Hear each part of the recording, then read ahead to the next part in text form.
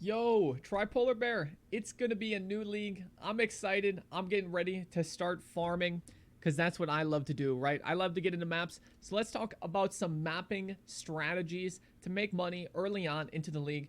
And after that, we'll talk about bossing, we'll talk about heist, we'll talk about a few other money make strategies as well. But let's start with mapping. So I think farming with the Zana map device mods is actually going to be omega lucrative this league. Uh, if you haven't seen them, we can take a look at them quickly. But the important ones are Ritual here. So area contains Ritual altars and Delirium. They've finally given us Delirium back on top of Nemesis, right? Nemesis is cool. But if you're juicing, you're going to use Delirium, right? Let's be honest. Delirium being back on the map device is actually insane. So, what are you going to do with Ritual on the map device? Let's start with that. Well, of course, you're going to run up in Haywork. So let's do an example of a Haywork strategy on League Start. I think what you want to do right away is you're going to want to pick up the Essences. Essences were very lucrative last league, and they're going to be just as lucrative this league. They're still in their buffed state. So these deafening, etc. essences, they're very, very, very good to just slam onto gear. Lots of the stat stackers kind of want this kind of stuff, although that's not really early on into the league kind of thing. Just an example of those more lucrative dexterity or intelligence essences, stuff like that. But even just the essences that give like life on your gear, or you're giving yourself a chance at getting some of those like upgraded essences like horror and essence of delirium, right? When you're using that corrupted remnant, and you should be using those on those good essences. And what exactly are the good essences? Well, it's going to be those kind of like screaming or shrieking essences, depending on what they are. You'll want to use it on those, and you're going to want to just kind of keep an eye on the prices of them, right? It could be that some random essence is going to be more valuable. Like maybe, for some reason, a minion one, right? Just go to POE Ninja and at a quick glance, try to just grasp which ones are going to be valuable. And then you want to upgrade those, right? Depending on the value of a corrupted essence. But normally, or remnant of corruption, excuse me. Normally, you want to use the remnant of corruption on like the ones that obviously can upgrade to essence of horror, essence of delirium, etc. Right? So that's misery, dread, scorn, envy. You'll want to use it on things like that, and then of course these shrieking ones, so that you have a chance at deafening, etc. Now, do you want to get watchstones for these?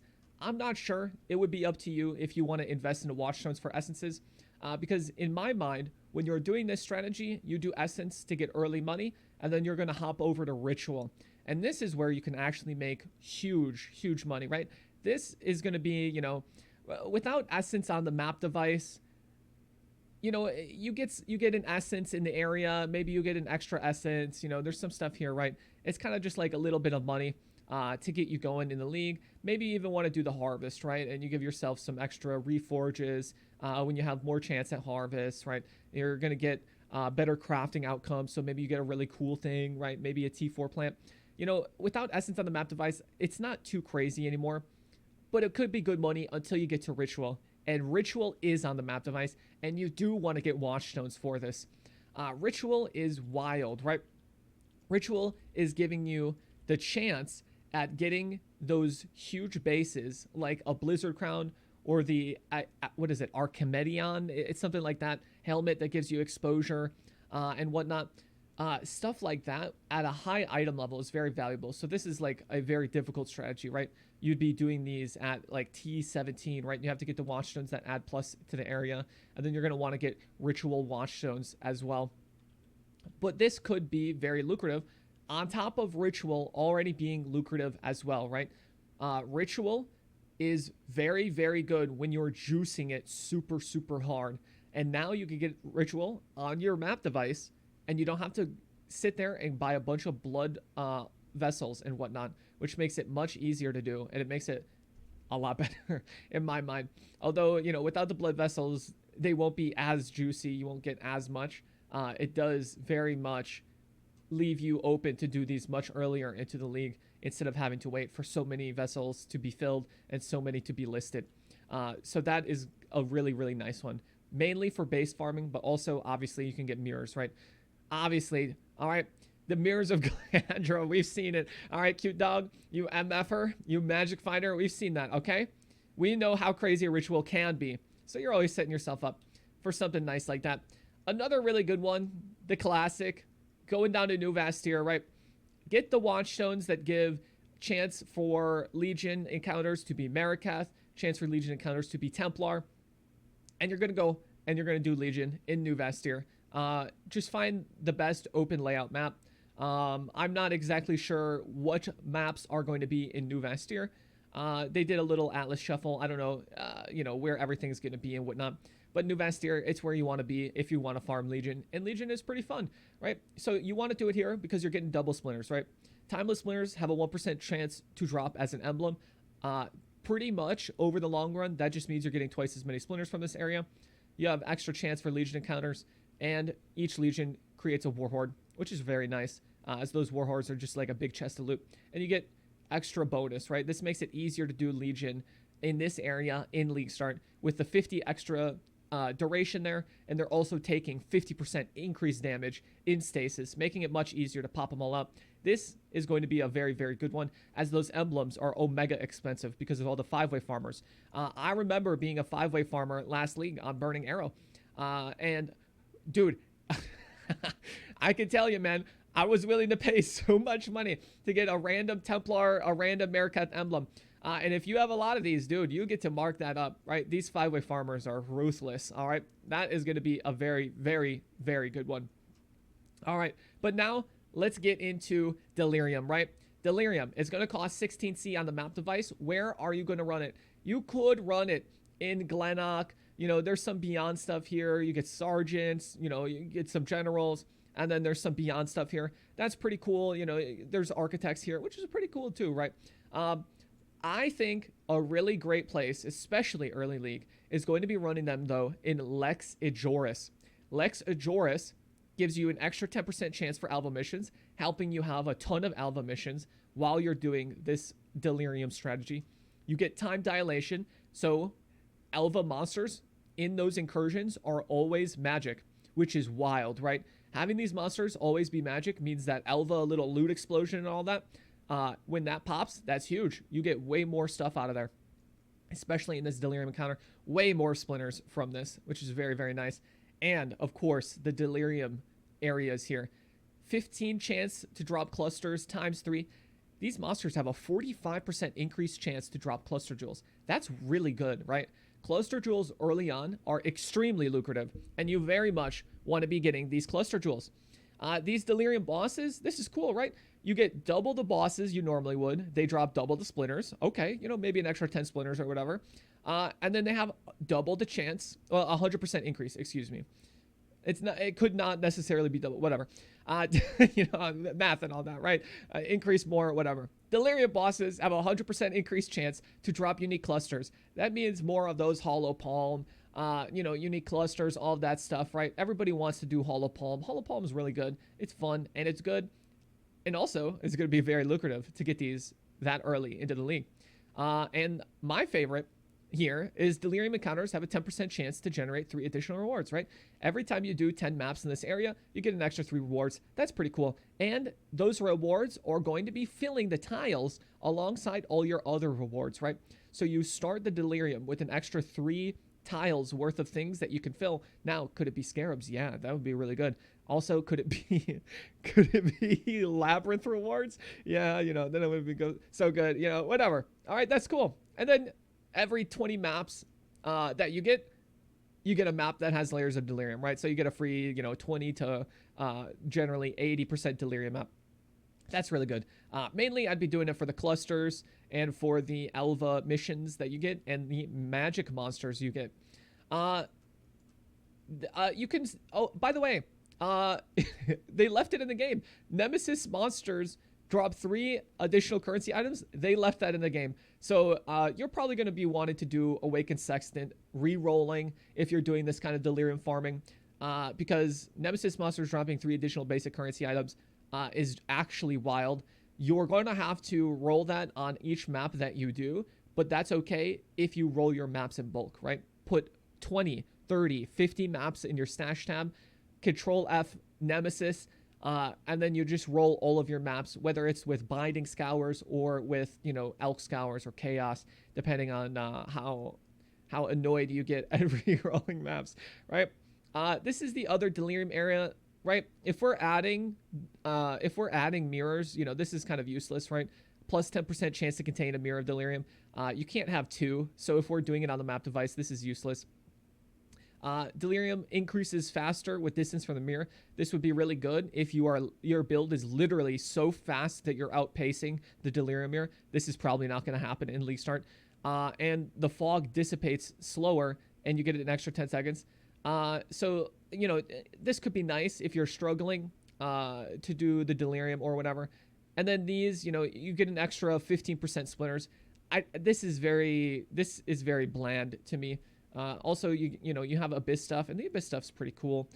You have some like beast farming, and then you have the invasion and the valuable item dropped by the invasion.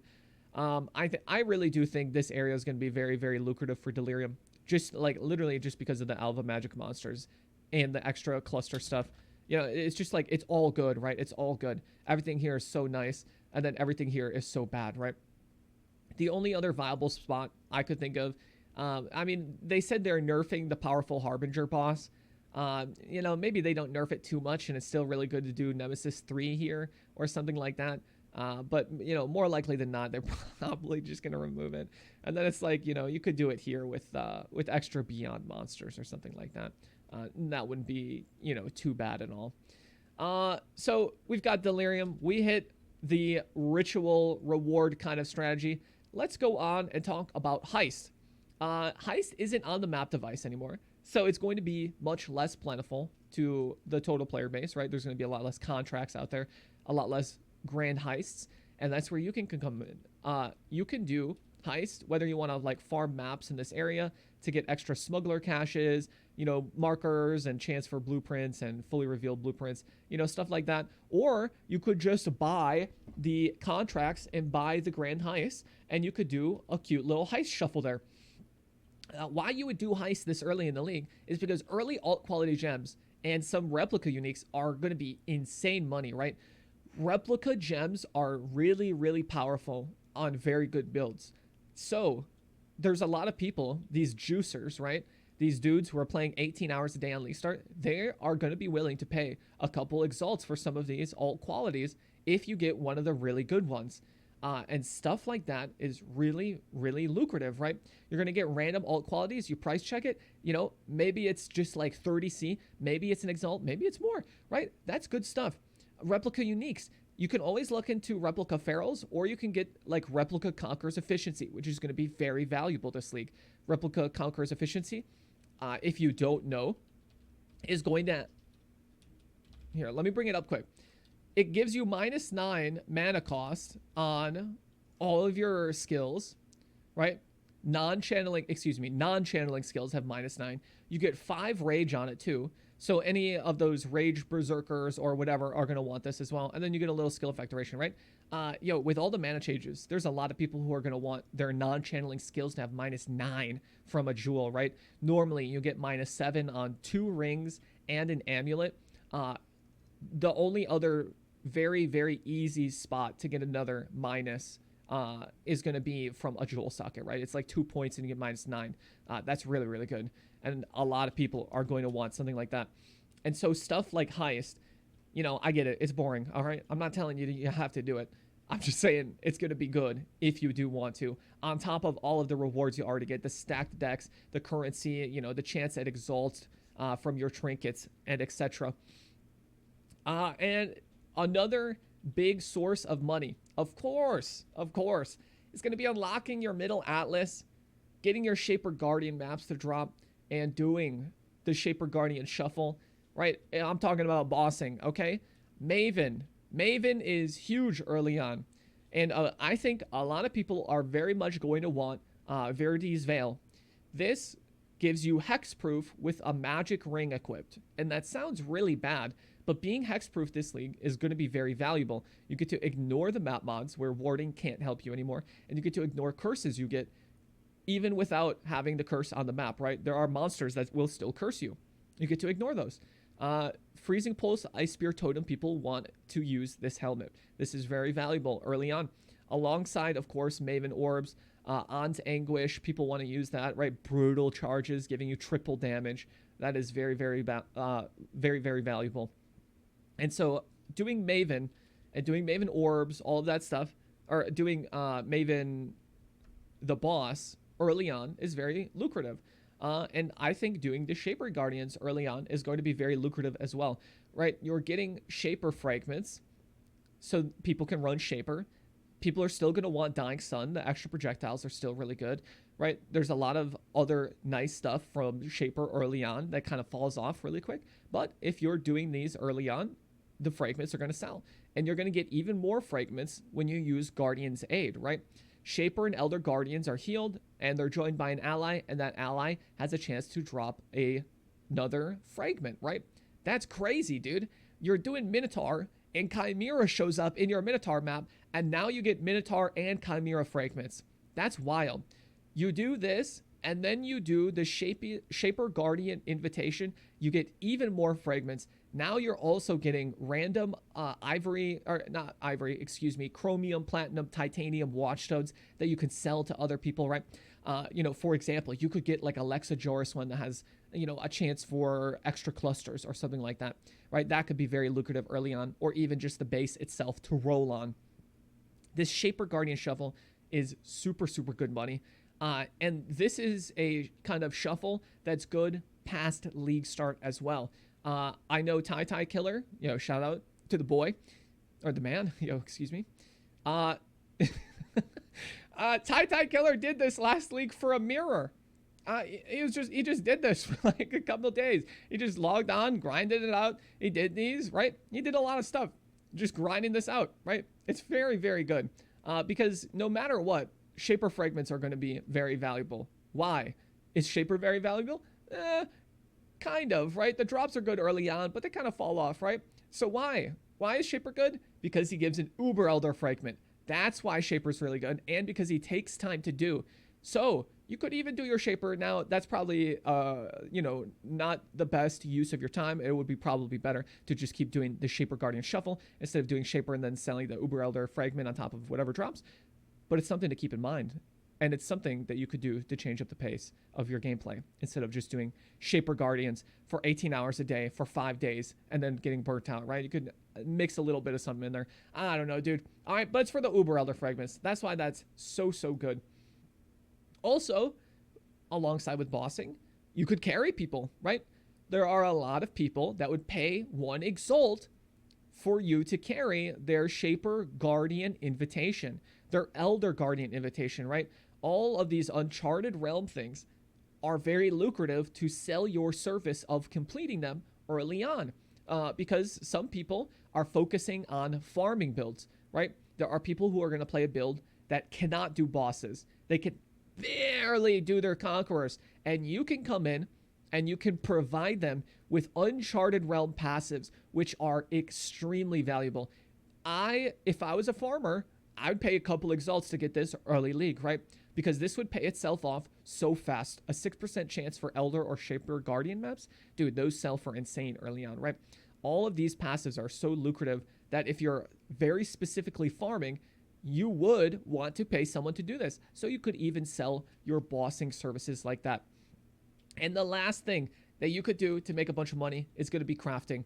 I'm not the guy for crafting advice and whatnot, but crafting is lucrative. Although early into the league, you're going to be doing very basic crafts because people aren't going to want, double influence, double awaken, like elusive, whatever, tailwind boots, with all this stuff, right?